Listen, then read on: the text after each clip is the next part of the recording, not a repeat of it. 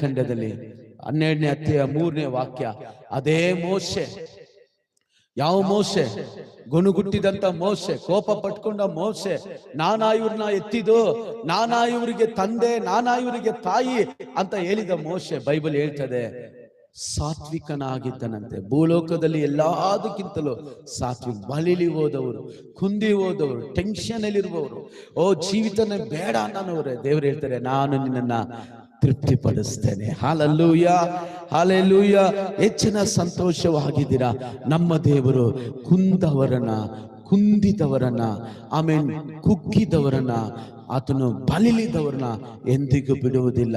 ಸೇವೆಯಲ್ಲಿ ಕೆಲವು ಸಮಯದಲ್ಲಿ ಸೋತು ಹೋಗ್ತೀವಿ, ಸೇವೆಯಲ್ಲಿ ಕೆಲವು ಸಮಯದಲ್ಲಿ ಬಲಿಲಿ ಹೋಗ್ತೀವಿ. ಟೆನ್ಷನ್. ಅನೇಕರು, ಒಂದು ಫ್ಯಾಮಿಲಿ ಆದ್ರೆ ಪರವಾಗಿಲ್ಲ, ಒಂದು ಊರಾದ್ರೂ ಪರವಾಗಿಲ್ಲ, ಒಂದು ಜನಾಂಗ ಆದ್ರೂ ಪರವಾಗಿಲ್ಲ, ಹಲವಾರು ಜನಾಂಗ ಒಬ್ಬೊಬ್ಬರು ಒಂದೊಂದು ತರ ಇರ್ತಾರೆ. ಅವೆಲ್ಲ ಟೆನ್ಷನ್ ನಮ್ಗೆ